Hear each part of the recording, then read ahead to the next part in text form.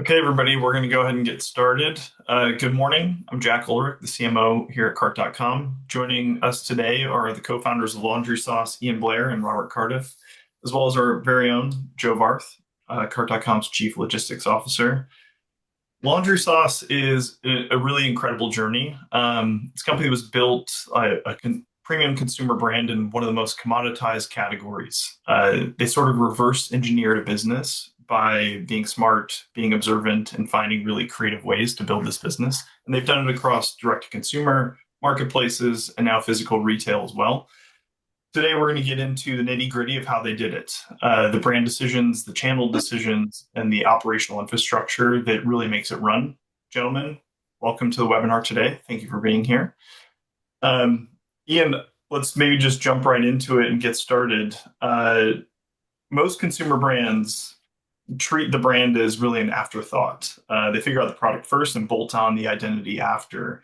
You guys kind of took the opposite approach. You found a white space, build an identity around this, and then you took like a closer to like more what Liquid Death did or other companies in that sort of vein. Where did that instinct come from? How did you shape? How did it shape everything else? What talk me through some of the background there. Yeah, I think in order to answer that, we got to, go back a decade and look at the first business that I ran, which was a company called Buildfire. And we made it so people could build mobile apps with no coding required. And I published over 15,000 apps to the App Store over a decade. And it was a challenging business in a lot of ways. Like it required a lot of people. I had like over 70 full-time people at one point. And really like Laundry Sauce was like the antidote to that, of all the challenges that I had. So it was more or less like how do I make how do you play business on easy mode rather than hard mode? And some people pick businesses that are hard mode and some people that pick easy mode. And I wanted to pick something that was much simpler, like move box from point A to point B.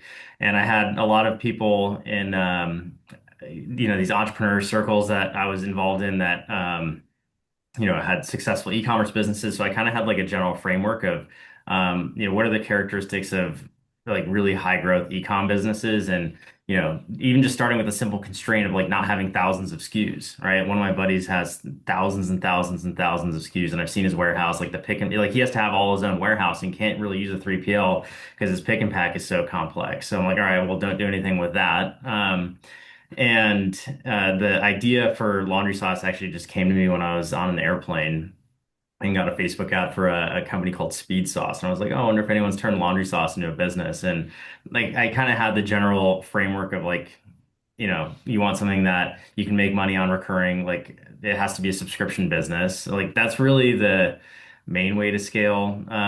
You look at the Groon's exits or, Dr. Squatch and some of these like really big direct consumer brands that have done extremely well. Like subscription is kind of the background or backbone of it.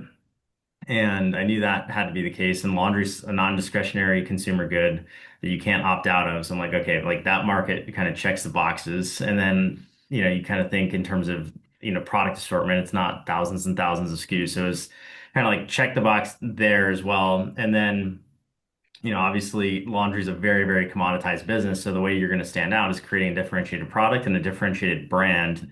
And we knew that the eco-friendly space has kind of already been um, ran through by other DTC brands, and they've done extremely well there. And I think that was a point of differentiation, maybe like a decade ago, where those businesses were able to pop up. So we looked at it a little bit different and was like, how can we go up market and create a more premium experience? Kind of how like most D2C brands have entered the market, like in deodorant or soap or things like that. It seems like they've always kind of created a more modern premium offering. So we felt like that was lacking in the laundry space. So that it's kind of obvious in hindsight, but when we're initially concepting the business, a lot of like industry experts and insiders were like, and they just didn't see a market for that. And we did. So we ended up developing the product, getting a lot of great feedback and scaled very quickly. But to your question on brand, we essentially, and like laundry sauce, like the name was like legitimately born out of an internet meme that went viral. So it already kind of like had that fun playfulness that resonated with a lot of people. And we like built the brand from the ground up to do the type of marketing that we wanted to do, right? And I think Liquid Death would be like the epitome of that. They take like largely the most commoditized product you could possibly imagine, which is water. You can literally go to your faucet and like dispense water, right? So, it's all brand, and they did something that's like so engaging and fun, and like that's why they built such a big business. So, like that was engineered entirely from the ground up. And I'd say that's probably one of the best examples of using brand as entirely as a differentiator. Yeah, I love your comment around like building a business on hard mode and easy mode Mhm. or easy mode. I'm just to like pick at that a little bit. Like, where are some areas? I mean, you guys operate across a bunch of different venture investor style ways of operating your business. What are some areas right now where you're like they're just that's a tough area. That's something where you're operating on hard mode. Well, in some ways, like we have these tools called AI now, which basically allow you to cheat on your homework. But if you're not cheating on your homework, you're falling behind. So, a lot of like the monotonous drag of business, like, contract review or, even just doing like data analysis, like that has become so much easier, right? Yeah. Um, or even brainstorming marketing campaigns. It's made our lives significantly easier. I mean, there's obviously like challenging, parts of the business, but I don't know. I think my last business was so difficult that this just seems like a breeze. And I've just kind of approached it that way from day one. So it's been like way more fun. I feel like going to places or like, conferences like Shop Talk, like brands that are involved in consumer are having the most fun. Like this is definitely like the most fun place to be. Um, B2B SaaS right now is probably one of the worst places to be, when, the AI models might drop a new feature and now you have no reason to exist. So, So Yeah. I would add on to kind of what Ian is saying about easy mode versus hard mode. So, Ian was running a software company and I was in the software world, enterprise space. And to develop products for consumers, you have to develop software. And I think one of the most leverage points of D2C is that there are tons and tons of tools that are already pre-built yeah. that are all connected together. We use Shopify, and thankfully we have Cart. It's got a WMS, but we don't have to go develop our own software. There are cutting edge softwares that are already developed and being developed, and then we have AI, so that we can bolt all these pieces together very, very quickly and get a lot of leverage out of that without building our own infrastructure. Yeah, that is like the modular components of this business that are incredible. And like I just felt like we didn't have that in software because in software you have highly specialized products. So you can't necessarily just go to an agency and hey, go do my email marketing. Like, we sell soap. It's not rocket science. So like there's a lot of like quality email agencies where we could just give them the access to our Klaviyo and they could figure it out in theory. And then, another aspect is, every our detergent's going to work every time. It smells great. It's going to clean your clothes. It's going to be performant.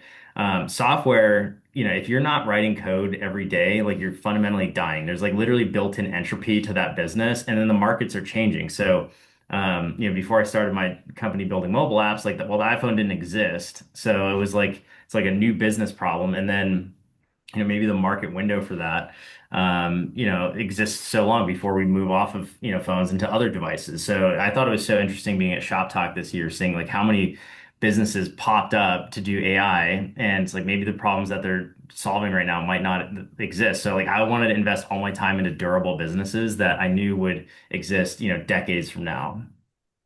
Yeah, the AI is definitely we're in that era at the moment. I always say like the it's worthless if you don't know what good looks like.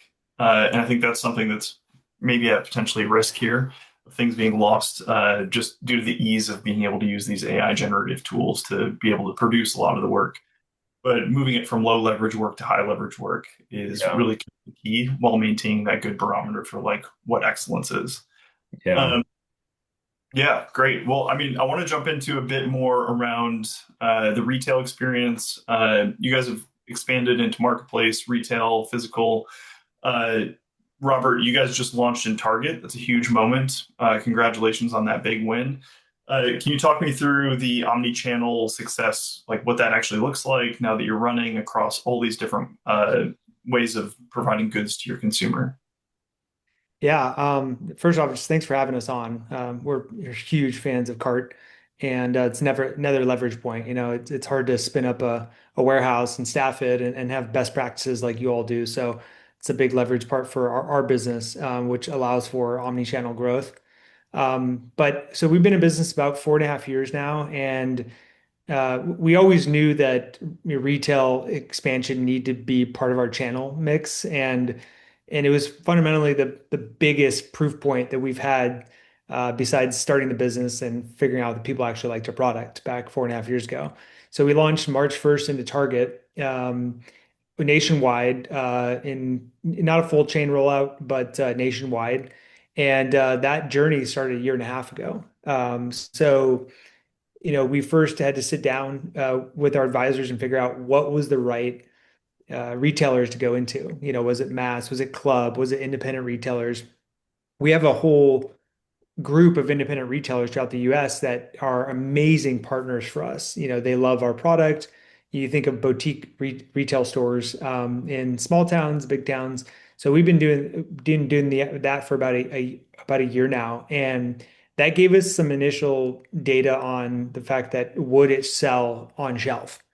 We're doing a great job on DTC. That's been explosive. Amazon sells very, very well. TikTok, we're doing incredibly well with creators. But so we did independent retail.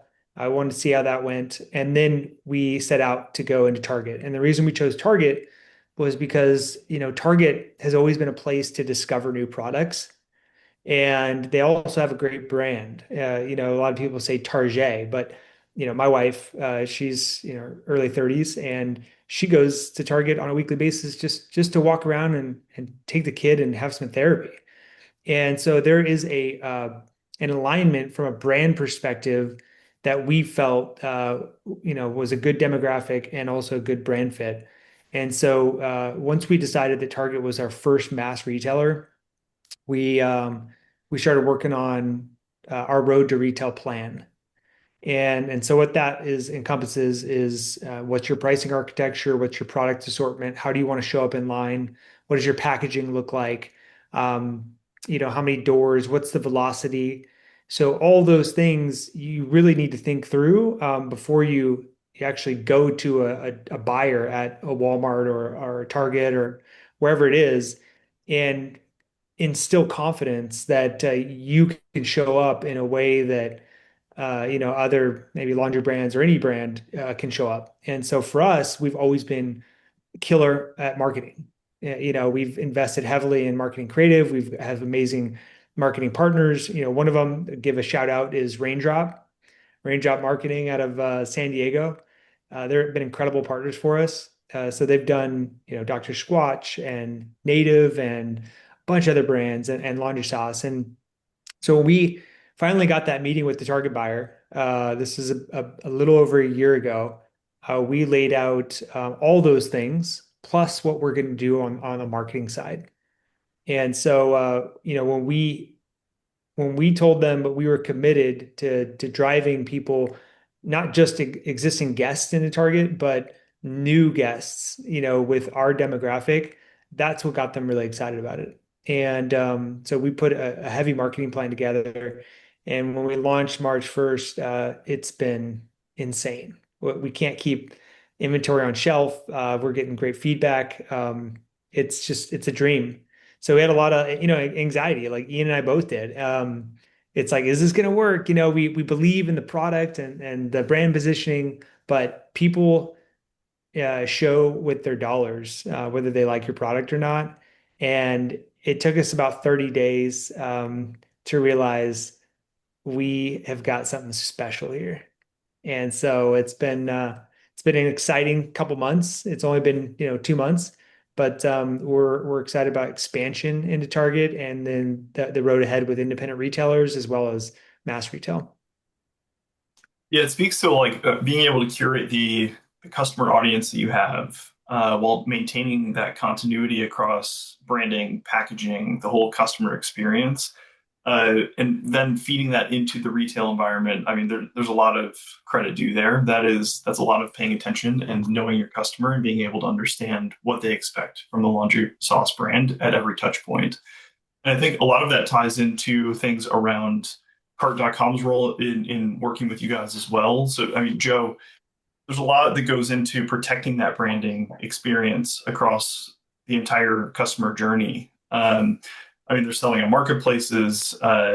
There's a lot of competition in the space.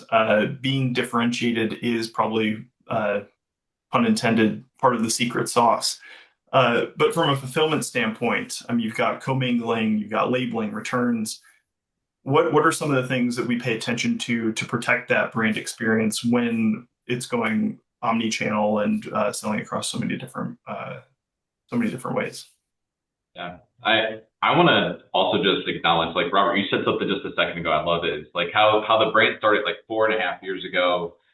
You guys shortly thereafter onboarded at Cart, and I love that kind of interaction that you mentioned about like your wife walking through the aisles. I have a similar story with your all's product, maybe just to share. Is that shortly after you launched, I was in a building that you guys launched in. You're in multiple nodes, and you interact in the sales process and you get to know a company and you see the vision that they're going after. And you're like, all right, cool, let's see the product, right? And it's such an experience. You guys have such a great product. Ian has it on his shelf behind him. Like the packaging since day one has just been on point. The product itself, it makes our whole warehouse smell amazing, right? Like, so as I walk down the aisle, I'm like, all right, let's see this brand. And I could tell then, like you said, you guys have something really special. Still feel that way today. You guys are doing great things and just kind of growing out of control, which is amazing. All the actions you guys are doing, and so it's still, one of my favorite brands to interact with. Your inventory, right? Like just to go experience it for myself, what you guys are doing real time, and see the different product categories you guys continue to develop, and so it's no surprise the success you alluded to with Target and other retailers as you guys think about rolling it out that you're going to have. So. Just great job, and so super excited to be partnered with you guys. Thank you.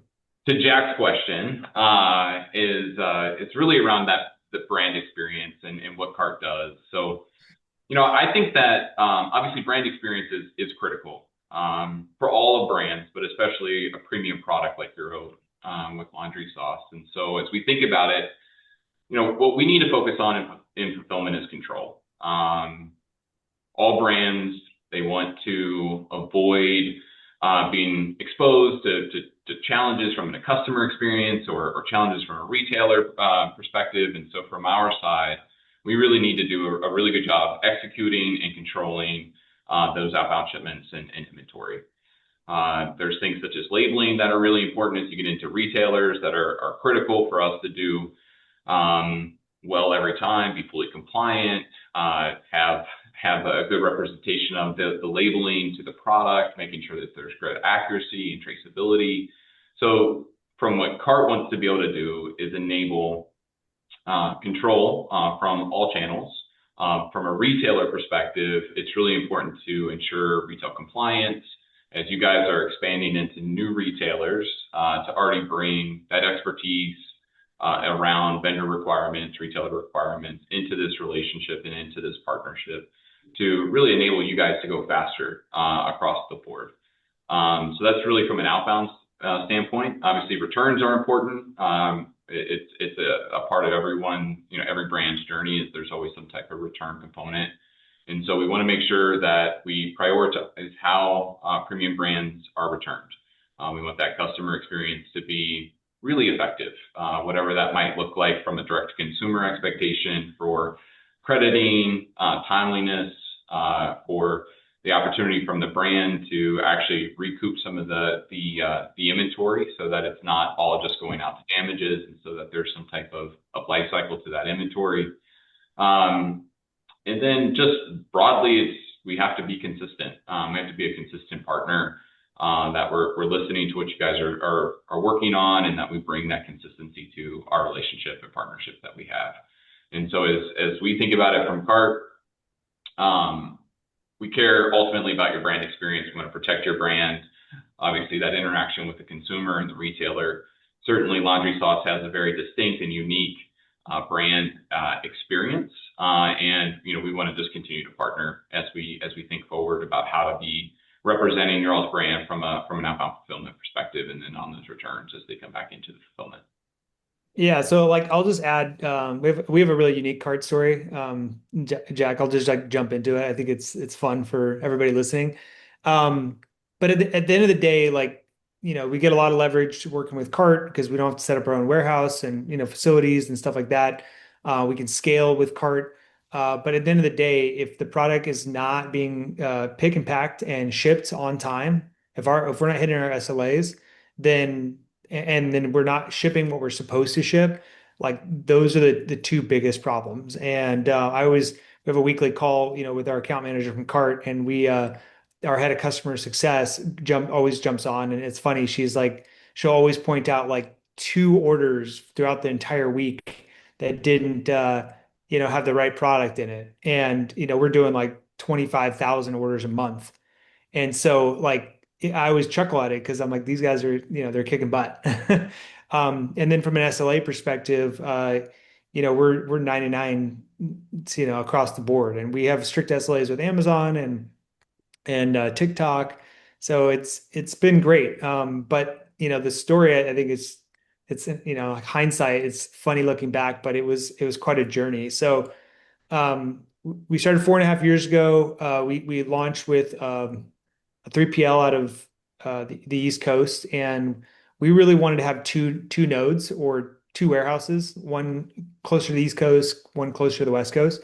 So we were introduced to Cart, and it was a pretty good fit. And then we were up for renewal, and we after about a 2-year mark, so I guess we're about 3 years in, maybe 2 years in, and we decided to go, look around, and it's like, can we go cut costs, and maybe we can get a bit of better pick pack fee and a storage fee, and so we went and did that, and we got an incredibly low pick and pack fee, and we decided to make a move. So we moved to another 3PL, and I think generally things were going pretty good with Cart with the team, but we were like, we're trying to optimize for growth. We need better unit economics. And by the time we had talked about those commercials, it was just, we'd already made the decision.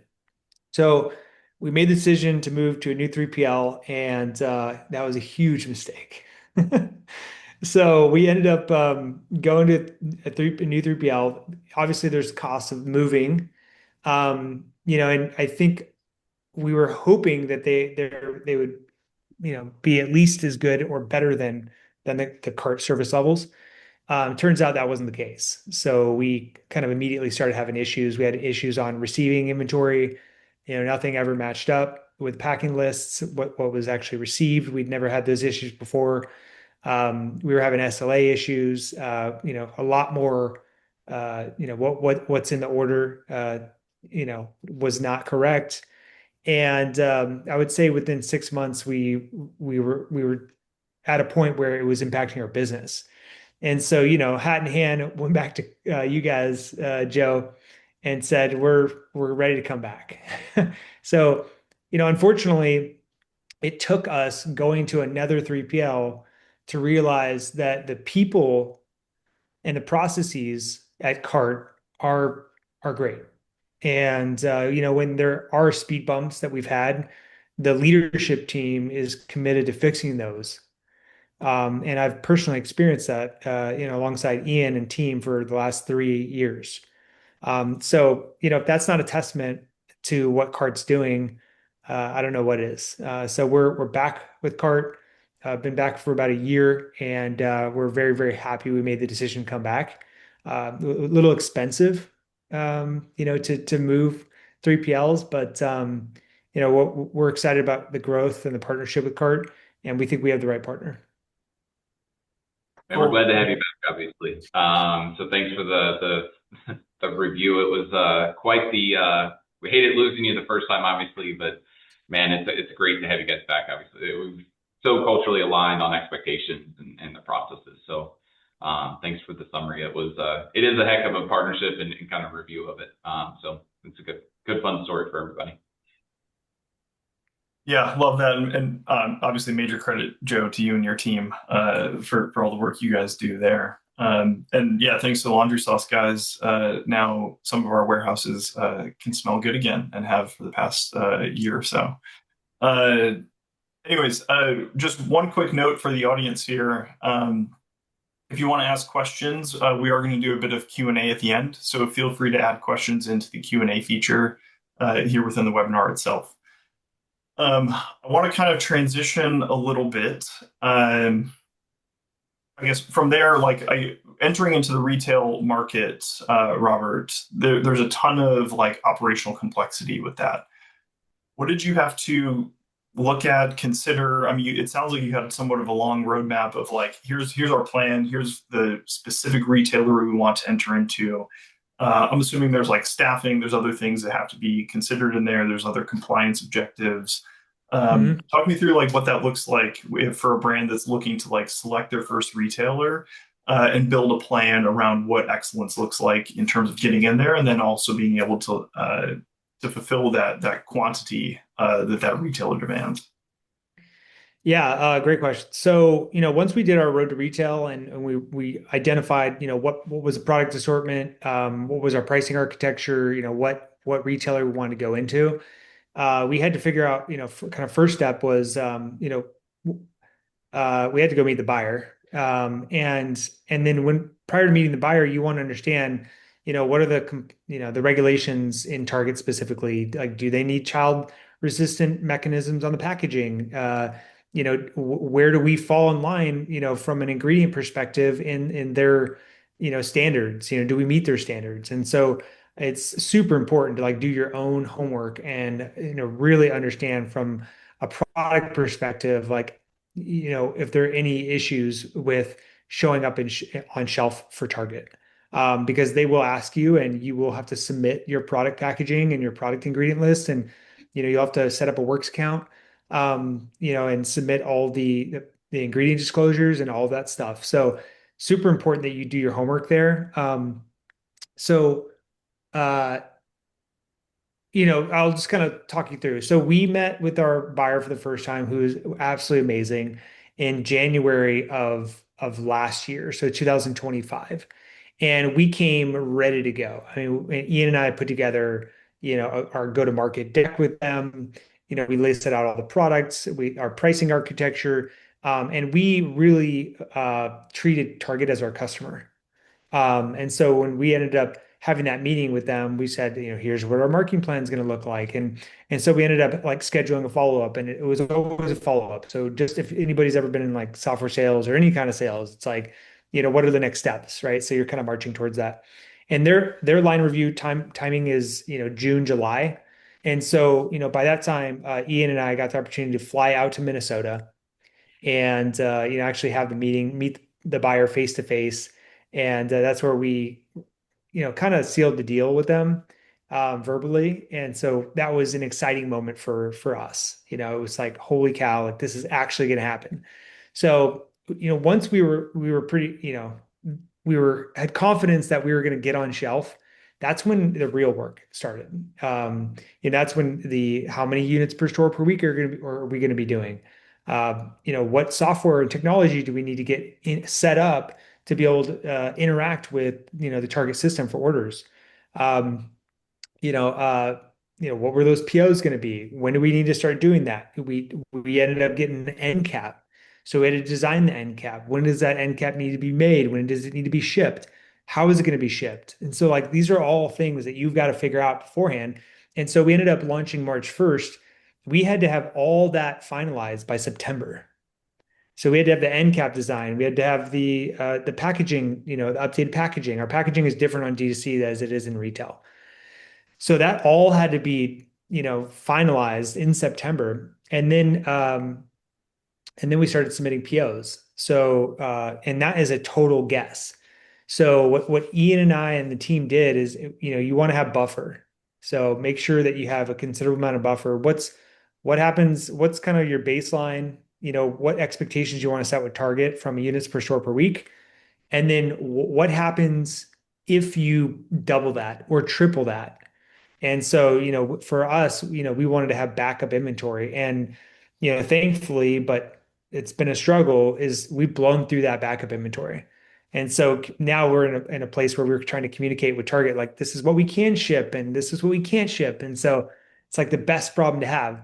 Um, so those are all the things you need to figure out in preparation. And then we worked with an advisors on specifically on our marketing go-to-market plan.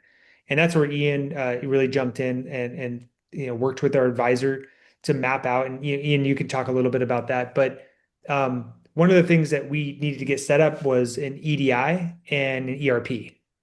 So if I could go back in time, I would probably have started that process in June when we had our buyer meeting in person in Minnesota. It takes a long time to get an EDI and ERP set up properly. And for those of you that don't know what that is, an EDI is a connector between Target system and taking a PO and submitting it to QuickBooks and then submitting it to your WMS system, your warehouse management system. And so you have an EDI that you need to get set up. We use SPS Commerce. And then we looked at a bunch of different ERPs. And the main thing with our ERP is we wanted to be able to allocate inventory by channel. So, if we're blowing through our inventory on D2C, we don't want to run out and not have enough inventory for Target or vice versa.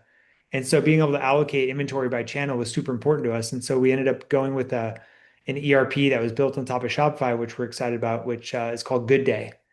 And I always like dropping, softwares because, we spend a lot of time working to evaluate different ERPs and EDIs, and those are the two that we landed on. But it's taken us to get the EDI set up. It took us about 4 months.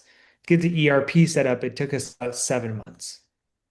So those things take time. And so if you think you're gonna get a target buyer to give you the green light, and then you're gonna rock up 2 months later, ready to start getting a PO and ship, like, you have miscalculated the timeline associated with successfully launching in retail. So thankfully we got all that done, and it's been a huge success. So we have a lot of opportunity for growth, and very excited. But a big part of our success was our marketing plan. So Ian, maybe you can talk a little bit about what's working for us. Sure.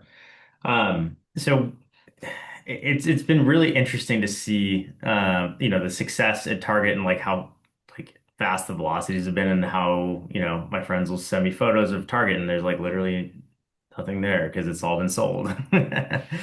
Um, uh, I guess we already had acquired several, like, I don't know, I think maybe 300,000 plus customers D2C. So we've already like spent lots of money on marketing, well into the eight figures. So I feel like in some ways, like the modern playbook for building these brands have changed, because like before you used to build, like take like Manscaped or like a Dr. Squatch, you could literally build that to several $100 million just off of the back of Facebook ads. In a sense, I think that period is long gone. The big opportunity right now, I think, is TikTok Shop, where there are some people that are putting up huge numbers just off TikTok Shop. But it seems like you need to have kind of this like surface area in retail, like omni-channel, to be able to recoup like the most amount of your advertising dollars. So, we had a very strong D2C business, and we've kind of viewed Target as a way to like capitalize on that. Frankly, it's still too early on to tell, the full impact of this. All we know is, we sold it out basically immediately. And like we still have yet to be able to run like geo lift studies and see like, how can we do like very specific retail marketing to actually measure that lift. And we don't even have baseline data yet. It's just like, okay, great, we sell a lot, and like we've been out of stock a good chunk of the time, over the last 2 months.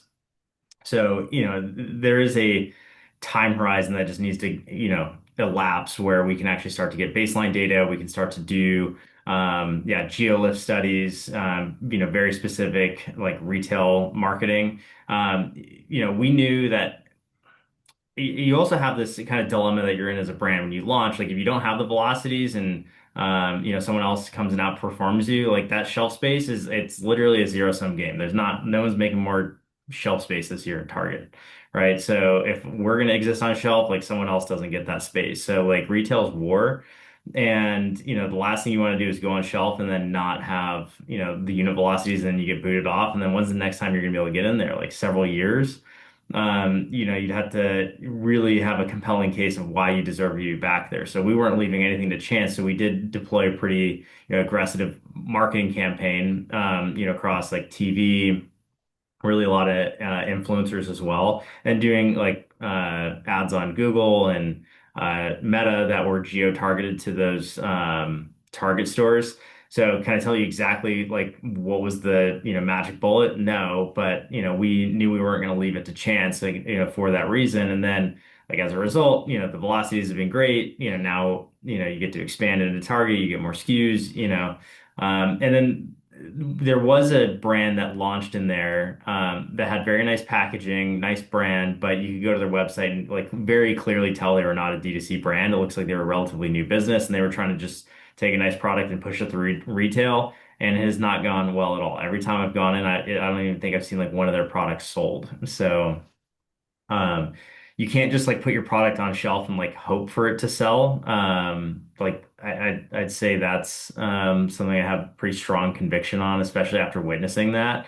I think if you have a product where the D2C unit economics like support like a solid like marketing engine, and you can build a business well into the eight figures and then go into retail, like that's probably like the best like playbook you can run. But not every business can support like a really solid D2C effort, just because maybe the unit economics just don't support it, because we're all competing for the same eyeballs on Google and Meta, and who the person that can pay the most for the eyeballs is going to win.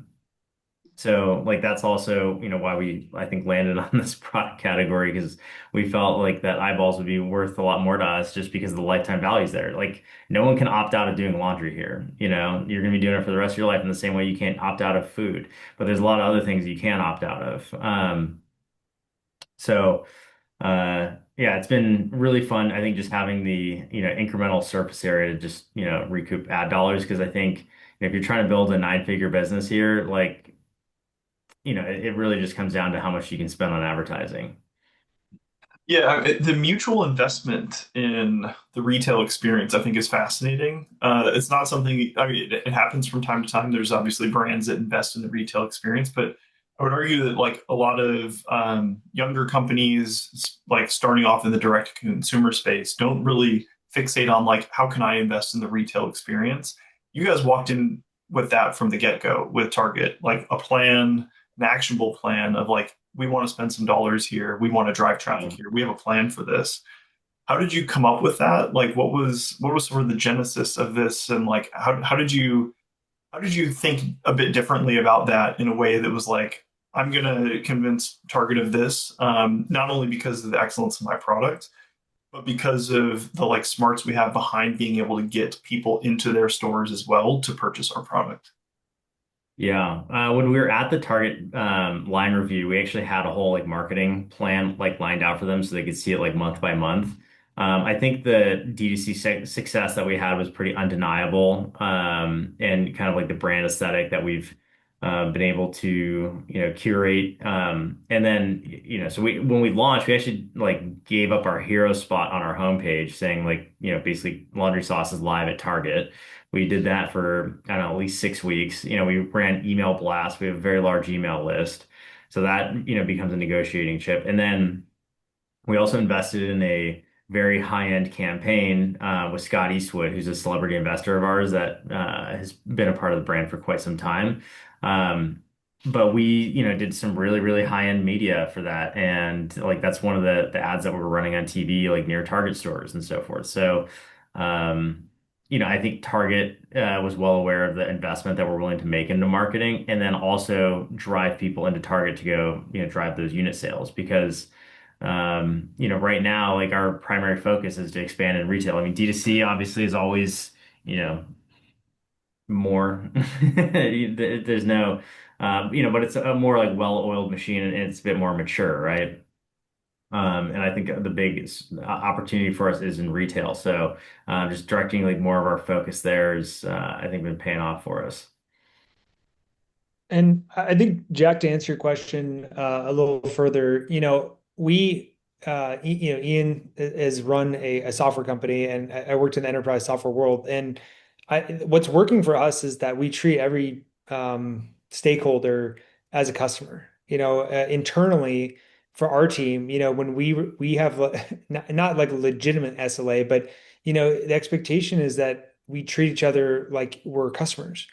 That means we're responsive, you're professionally responding.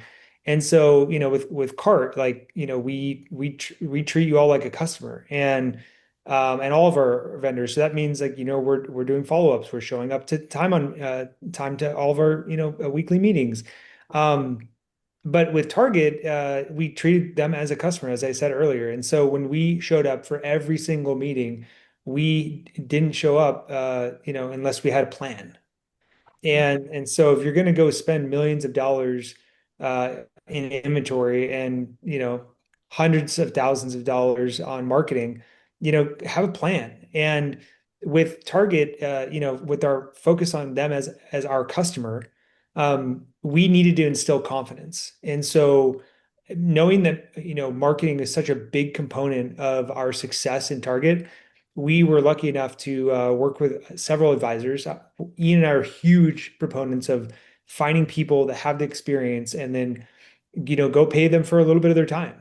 So we met with somebody that had a ton of mass retail experience that we were introduced to, and so we paid her an engagement to help us build out a comprehensive marketing plan. So when we went to Target to show them this marketing plan, I mean, it had everything. It had Target Circle in it. It had influencers. It had paid media. It had geo-targeted, TV ads, like Ian was saying, it had direct mail. It had in-store merchandising.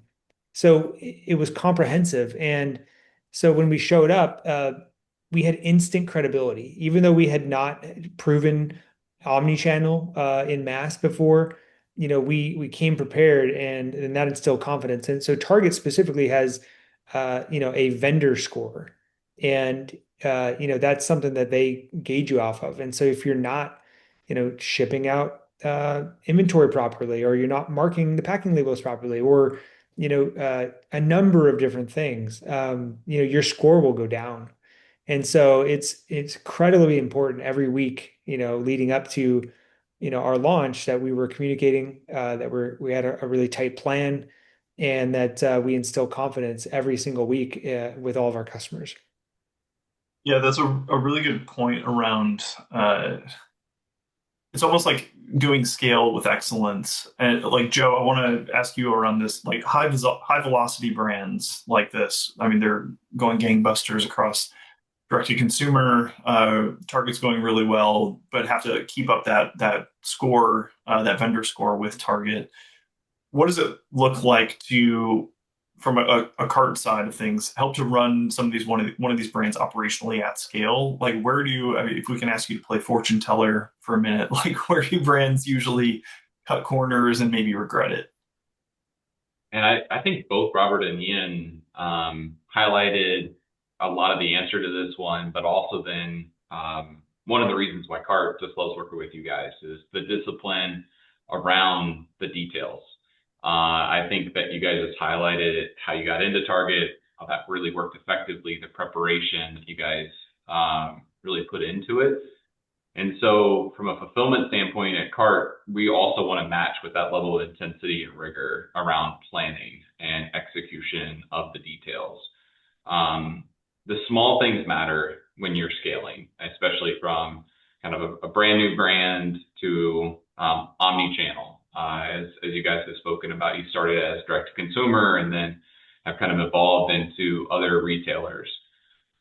There's a lot that you guys have done, and as a partner, we want to be there to support whatever those transitions look like, but matching it with expertise and capabilities. And so as we think through that, we need to be adaptable, we need to be reliable, Small things like Robert, you're alluding to, like, how we treat each other and calls and engagement. That all matters in building the partnership and the trust that's required to be effective and actually have a fully functional partnership. And so from a cart perspective, that's what we strive to. We're not always 100% perfect as we're trying to be that on a daily basis, but certainly, we always have opportunities to improve, and in a partnership, we engage with each other in meaningful ways to do that. So with scale, there's challenges, but locking arm in arm with your partner and working through some of those really is how we navigate through some of these different challenges that fast velocity, high velocity, and scaling brands face on a recurrent basis. So I think where sometimes you ask Jack where brands can cut corners, I think, Ian and Robert, you guys had a really interesting take. It's not that different, I would say. I think that, you optimizing probably for cost too early, not shifting, not focusing on, how to build a brand, Ian, the amount of advertising and marketing that you guys have spent to build that direct consumer brand at the beginning. That's for your business, that made a ton of sense. There's other corners that you might just say, hey, I don't want to spend that much on a marketing per se, or I don't want to invest this much in how we actually set up a multi-nodal network and inventory carrying costs versus the experience from a consumer perspective is those trade-offs might be wrong. Robert highlighted a little bit of that maybe initially around optimizing for cost maybe too early versus service. And we see that, right? Like, it makes a ton of sense why brands are doing that. And then, that customer experience is always really important. You guys have built a great brand based off of really the premium product that you guys have. And so as we think about that, making sure that brands stand out and that experience aligns to the demographic and the client base they're trying to attract makes a ton of sense. And then obviously, quality standards matter, customer experience matters. Those types of things all really build longevity and the growth of a brand. So Laundry Sauce has done a great job of that. There's a whole white paper on different decisions that they've made and how that's really led to a lot of their success. We certainly see that same strategy applied in other brands that we work with, and so it's a bit of a treat to work with partners like this and to get that alignment. So it's been great.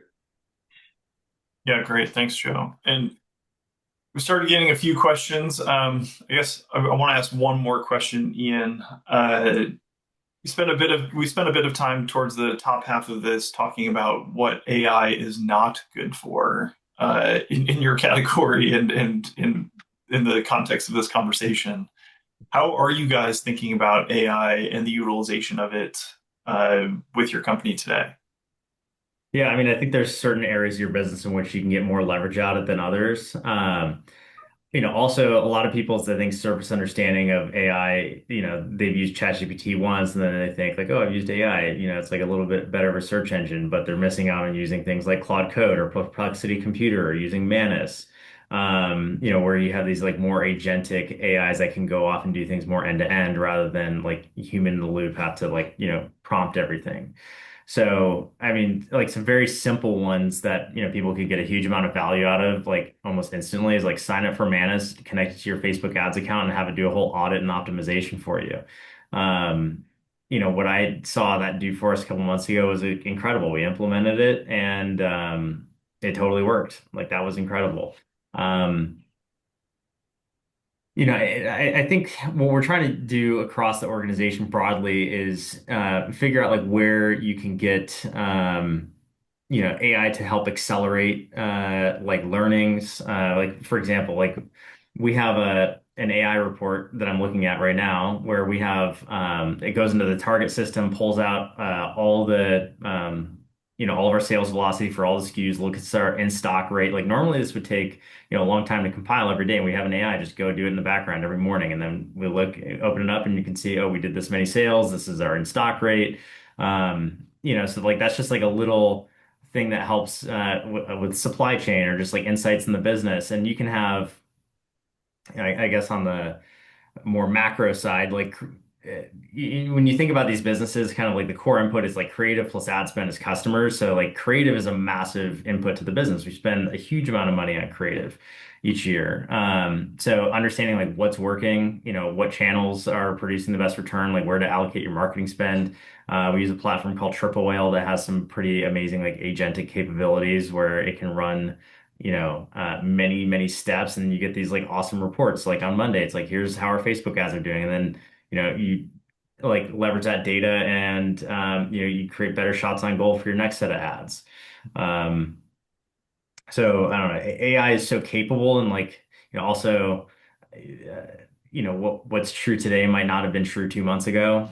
So you somewhat have to like re-underwrite like your beliefs on AI on a weekly basis, like no joke. Yeah, it's a rapidly evolving environment for sure. I All would just add real quick on right. AI. It's you don't have to overthink it either. It like have a standard platform that your company approves, whether it's Claude or Gemini or whatever it is. And then literally every single person in your business should be using it. They don't have to do some like complex, integrations across all these things, but like maybe it's help them analyze a spreadsheet. You could drop a spreadsheet in there and like ask it like to organize it and analyze it compared to the previous week, right? But if your team members are not leveraging, different platforms like Gemini or Claude or ChatGPT on a daily basis, like you are losing the race. You're not winning. So it's like your company, needs to have a standard operating procedure for how the team leverages AI individually, which I'm very passionate about. And a big testament to Ian. He's our AI czar internally, and he's always pushing us to, think about how to leverage AI. We have a monthly AI meeting where we talk about what's the latest and greatest in AI. How are we internally using it, sharing best practices in the team. And I think that's gotten everybody more used to the idea of using AI, and we're starting to see the benefits across the whole team. Yeah, that's fantastic. Some really good ideas too, for companies to put that in place to ensure it's top of mind. I want to pivot to some of the questions that we got from the audience. So there was a question around what other marketplaces is Laundry Sauce planning to expand to this year? Don't give away too much of our secret sauce, Ian. I mean, it's not really about like new marketplaces this year for us. Like, I think we're selling where we want to be selling. Obviously, there's like the natural, other retailers that you go into, as you continue to scale the business. But it's not really about just trying to like add another, if you add on some other online marketplace where I don't know, maybe it's 10 grand a month of sales, like, we're looking for like bigger swings than that. So it's got to be like worth the operational overhead for us. Yeah, makes sense. A couple more here. If you could go back and make one decision differently, brand, channel, or operations, what would it be? I'd probably distill it down into this is leaning into creators sooner. That was something we've always been trying to do it. We really got it working last year, and we've like scaled that like in a significant way. But I just wish we got like a 2 year head start on that and really got it like cranking. TikTok Shop is one of the most obvious ways of doing that. So that's probably the biggest trend of 2026, I think, is CTV is underpriced, and I think relative to its effect. And then these creator armies that you can build is just something that a lot of these like incumbent brands can never do. So Yeah. CTV is connected TV. So think of Hulu or any streaming service. They have ads that pop up. Like that is what Ian is talking about. The two that I would say is one, and this isn't a joke. We wouldn't have moved 3PLs. We would have just stayed at Card. And then the other thing is, building a brand is in our opinion the most important. You have to have a great product, but building a brand, that's what that people resonate with. It's super important. And so the products that go along with that brand, you know, trying to don't make it confusing. We're laundry sauce. So owning laundry is super important. We ventured out a bit into some other products, kind of thinking broader about the home and cleaning. And where we've planted our flag over the last, year and a half is let's own laundry. Let's develop the best laundry products possible with the best fragrance.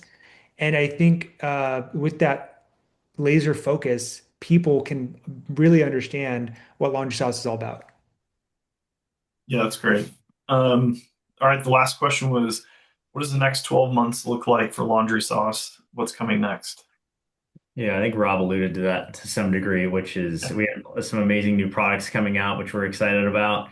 So just really hammering product development. I think by the end of this year, we will have an unbelievably robust product suite. Like we already do now, but we have some really cool products that we're working on. So I think it's just enhancing the whole customer experience by being able to touch every aspect of the laundry routine. And then just continuing to keep our foot on the gas pedal. More ad spend, more creators, more retail doors, more sales. It's just more, more, more. And what's nice is like this business, like it scales, when we place a PO, I always say it like this, whether or not you're ordering like 1,000 units or 10,000 units, like the difference is a zero. Like nothing really changes on our day to day.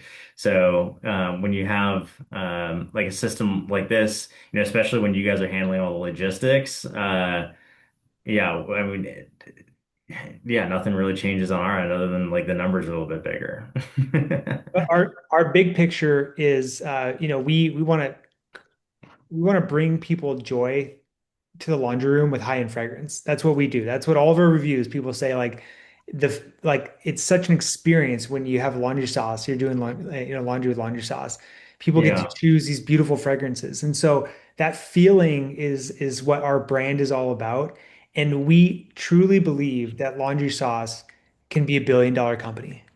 And we do that because we develop great products that make people feel a great way and a brand that people resonate with. And if we keep doing those things with the right partners, Laundry Sauce will be an iconic laundry brand, making other generic detergents look a little too boring. All right, and I have a very special offer for all of you guys that made it this far along, so you guys can all experience it. I have a code called CART50 today. Everything is half off. The code is only available today, but we never do anything like that. So appreciate you guys sticking around with us. Yeah, the code is CART50, all one word. You guys can get half off anything on the website today. Wow. Amazing. Yeah. That's exciting. You guys should definitely take him up on it.